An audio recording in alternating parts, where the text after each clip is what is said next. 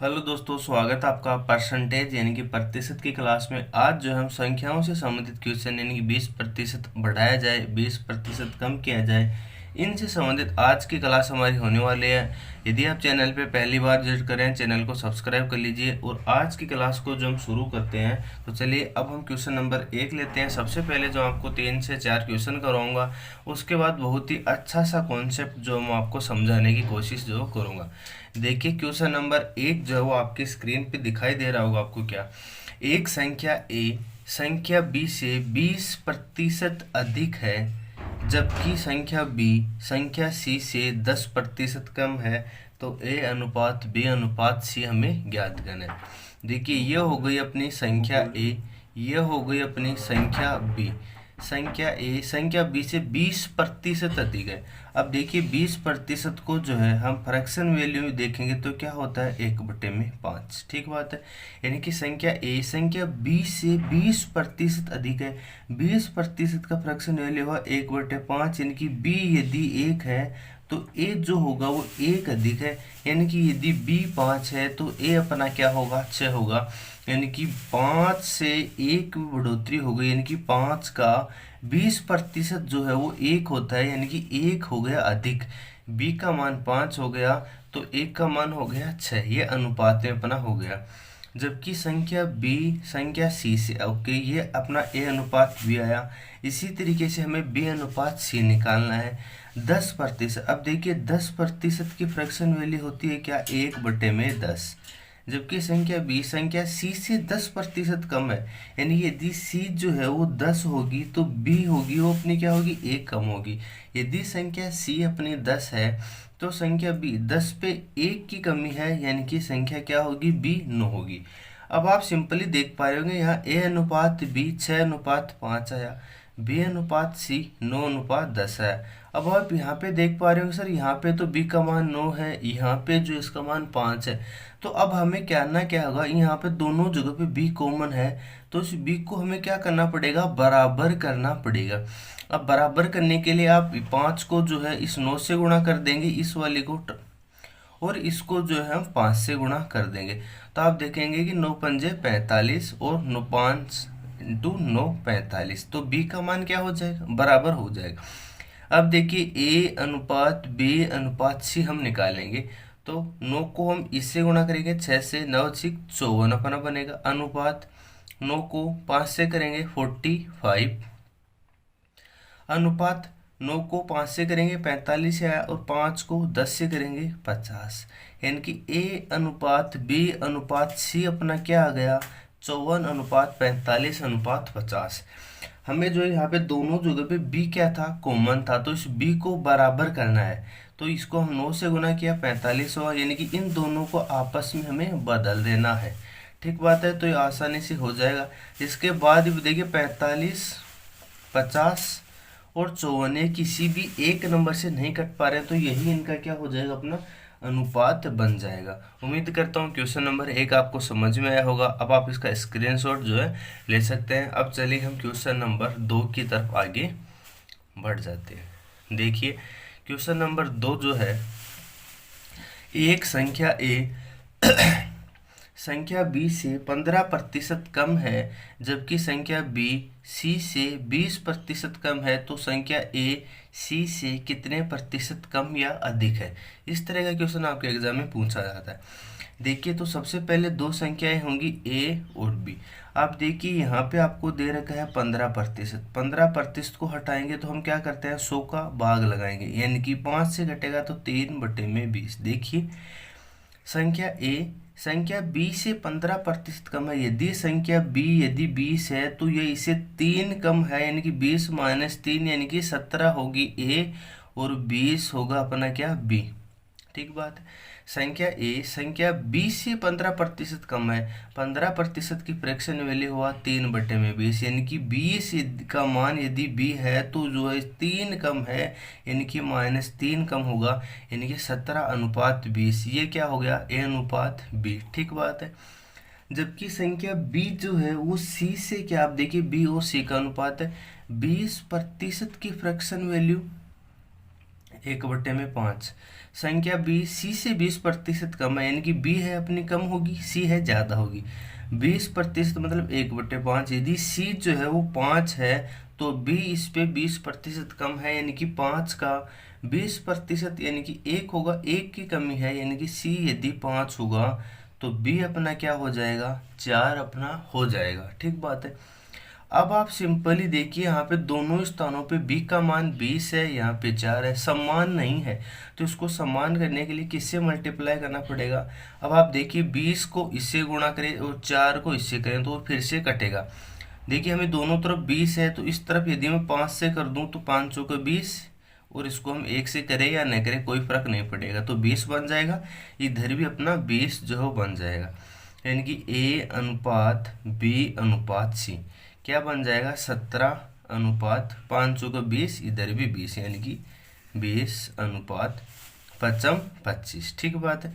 यानी कि दोनों स्थितियों में क्या बन गया, बराबर। ये आ गया अपना a अनुपात b अनुपात c। पूछा क्या है, तो संख्या a c से कितने प्रतिशत कम या अधिक है। तो पहली सी बात, सीधी सी बात है, a का मान 17 है और c का मान 25 है, तो संख्या a जो है वो इस c से कम ही है, बिल्कुल कम है। कितनी कम है, कितने प्रतिशत कम या अधिक है, सीधी सी बात है, कम है। कितनी कम है, 25 में से 17 जाएगा तो कितना बचेगा, 8, यानी कि 8 कम है किस पे, 25 पे। 8 कम है किस पे, 25 पे। तो प्रतिशत निकालने के लिए हम 100% लगाएंगे। ठीक बात है। तो 25 से कितने बार जाएगा, 4, और 8 चौके 32। 32% जो है वो क्या है, ए संख्या ए जो है इस संख्या सी से कम है। ये माइनस चिन्ह किसको दर्शाता है, ये केवल और केवल कमी को दर्शाता है। ठीक बात है, कमी को दर्शाता है। सबसे पहले देखिए कितने की कमी है, 25 पे हम 17 हटाएंगे तो क्या हो जाएगा अपना 8।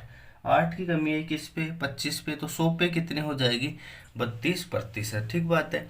अब देखिए b जो है वो c से कितने प्रतिशत अधिक है, तो b जो है वो c से कम है, यानी कि यहाँ पे अपना क्या हो जाएगा, b 20 है, c है 25, कितने प्रतिशत कम है, तो आप कहेंगे सर 5 कम है।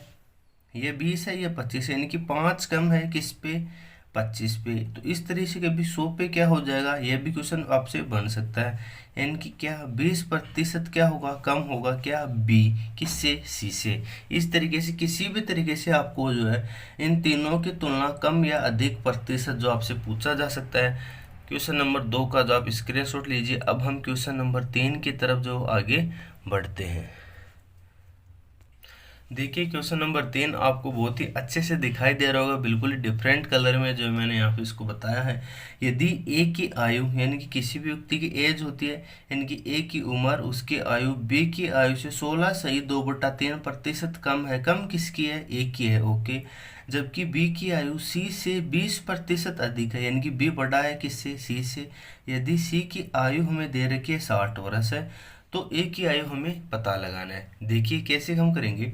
सबसे पहले देखिए 16:2/3 ये अपनी परसेंटेज है। अब यदि मैं इसको फ्रैक्शन में बदलूं तो मैंने आपको बताया था 1/6, 14:2/7 बताया था 1/7, 12.5% बताया था 1/8, 1/9 क्या बताया था, 11:1/9%, 1/11 था, 9:1/11%। ये भी नहीं आपको अच्छे से याद रहनी चाहिए। देखिए यहाँ पे हो गया ए, यहाँ पे हो गया बी। ए की आयु बी की आयु से 16:2/3% कम है, यानी कि 1/6। यदि बी की आयु 6 होगी तो ए की आयु उस पे 1 कम होगी, यानी कि 6 का 16:2/3% क्या होगा, 1 होगा। यानी कि बी की आयु यदि 6 है तो ए की आयु जो उसका 16:2/3% कम है, यानी कि 6 के ऊपर किसकी कमी है, 1 की अपनी कमी है। यदि बी की आयु 6 हो गई तो ए की आयु 1 की कमी हो जाएगी उस पर, यानी कि क्या है, 5 है। जबकि यह हो गया ए अनुपात बी। अब हम देखेंगे बी अनुपात सी। जबकि बी की आयु सी से 20% अधिक है, यानी कि बी बड़ा होगा। अब देखिए 20% की फ्रैक्शन वैल्यू हुई हमारे पास 1/5। बी की आयु सी से 20% अधिक है, यानी कि यदि सी की जो है 5 होगी तो बी की अपनी एक अधिक है यानी कि 6 हो जाएगी। सी की यदि 5 है तो बी की अपनी क्या हो जाएगी 6। अब आप देख पा रहे होंगे दोनों जगह ए अनुपात बी और बी अनुपात सी, दोनों जगह पे बी का मान क्या है, समान है। तो हमें किसी भी से गुणा नहीं करना पड़ेगा, यानी कि ए अनुपात बी अनुपात सी क्या हो जाएगा 5/6। दोनों जगह पे 6 ही है और 5 है। ठीक बात है। अब क्या बता रहे कि यदि सी की आयु 60 वर्ष है, ओके, सी की आयु यदि 60 वर्ष है यानी कि किससे गुणा करना पड़ा 12। तो बी की आयु यदि हमें निकालनी है तो 12 से गुना करना पड़ेगा। ए की आयु निकालनी है तो भी 12 से गुना करना पड़ेगा। तो बी की आयु कितनी आ जाएगी 72 आ जाएगी और ए की आयु 60 आ जाएगी। तो यानी कि ए और सी क्या है, सम उम्र है, यानी कि दोनों की उम्र क्या है, समान ही है।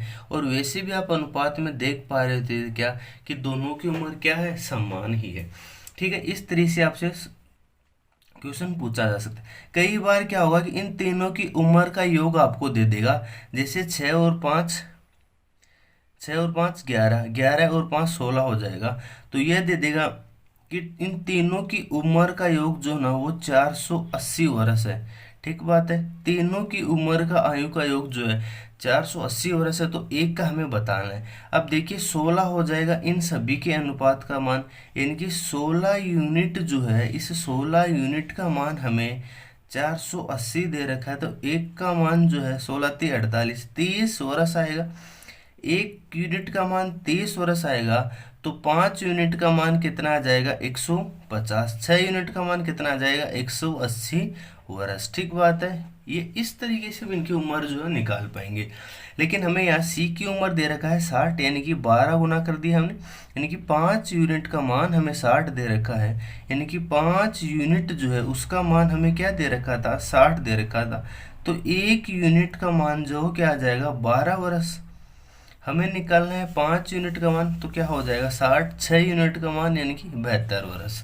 उम्मीद करता हूँ क्वेश्चन नंबर 3 जो आपको बहुत अच्छे से समझ में आया होगा।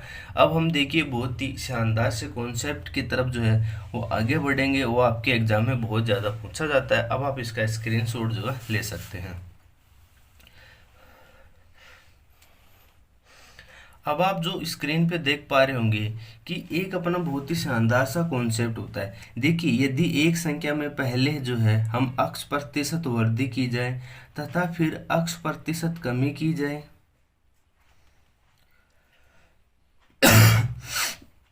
तथा फिर y प्रतिशत आएगा यहाँ पे। ठीक बात है, y प्रतिशत कमी की जाए तो कुल कितनी प्रतिशत वृद्धि या कमी होगी।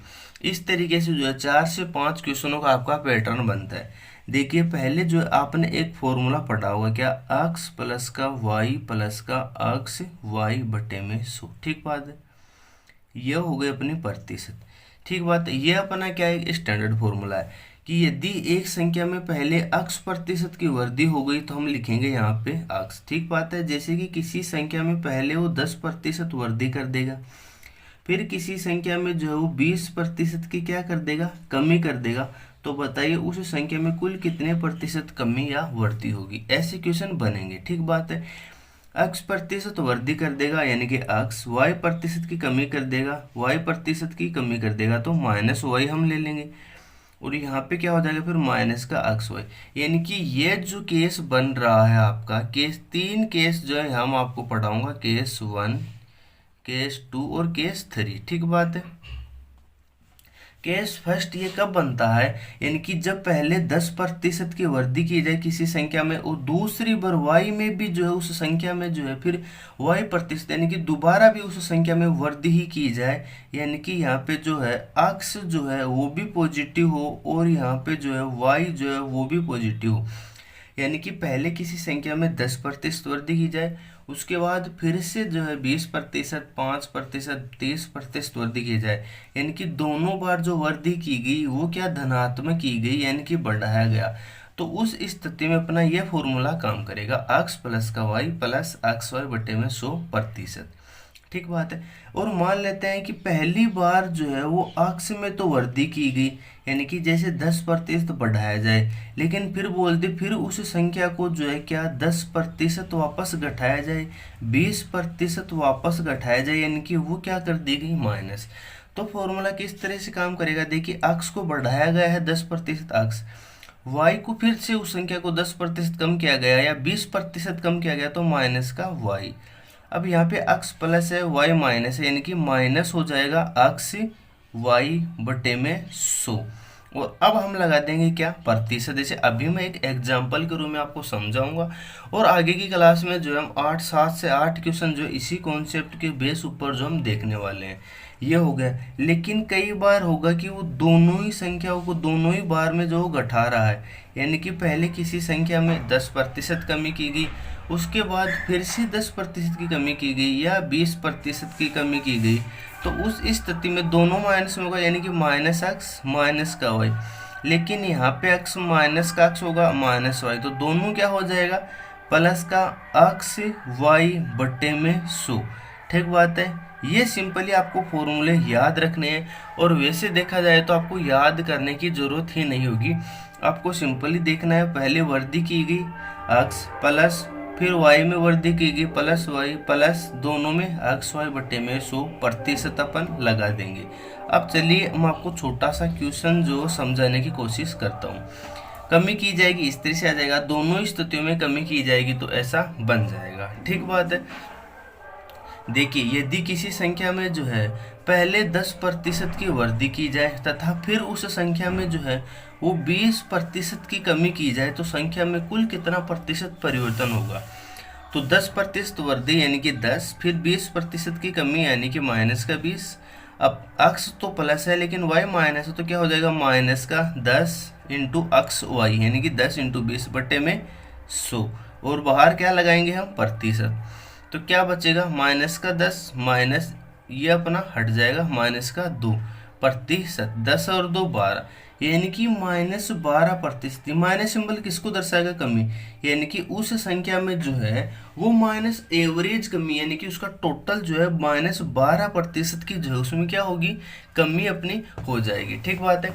जैसे मान लेते हैं अपनी संख्या क्या थी 100 थी, पहले 10% घटाया फिर 20% उसमें कमी की गई, 10% बढ़ाएगा तो 110 हो जाएगा, फिर उसमें 20% की क्या की जाएगी कमी, 20% का मतलब हो गया 1/5, 1/5 तो 110 का 1/5 क्या होगा 22, तो 10 तो ये हटेगा, 12 और हटाएंगे यानी कि 88। तो देखिए ओवरऑल उस संख्या में कितने की कमी हुई, संख्या अपनी 100 थी, अभी जो है वो 88 हो गई, तो कितने प्रतिशत की कमी हो गई 12%। और यही अपना क्या फॉर्मूले से निकल के आया। ठीक बात है।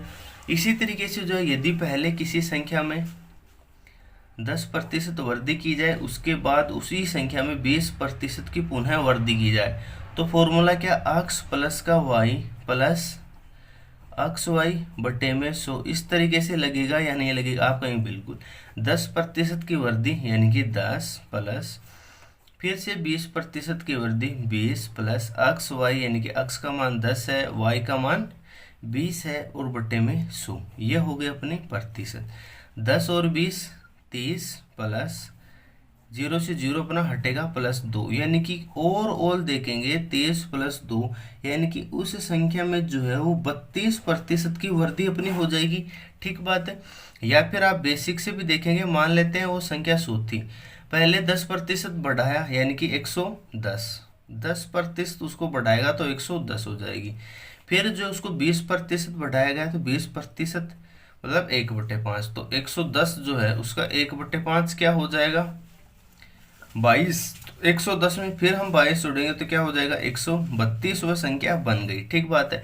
तो संख्या 100 थी, 100 से 32 बन गई, कितना बढ़ाया गया 32%। ठीक बात है। तो उम्मीद करता हूँ ये इस तरह की चीज़ें जो आपको समझ में आई होगी। आज मैंने बहुत ही शानदार तरीके से जो है चीज़ों को आपको समझाने की कोशिश की है। आप जो इसका स्क्रीनशॉट जो है लीजिए और एक बहुत ही शानदार सा पॉइंट अपना रह गया है इसमें, वो मैं आगे की क्लास में कराऊंगा। और 7 से 8 जो बहुत ही बेहतरीन क्वेश्चन होंगे इसी कॉन्सेप्ट के ऊपर आधारित होंगे, उनको हम जो आने वाली क्लास में डिस्कस करेंगे। आप वीडियो को ज़्यादा से ज़्यादा लोगों तक जो शेयर कीजिए। आज का वीडियो देखने के धन्यवाद। आप इसका स्क्रीनशॉट लीजिए। Thank you so much for watching.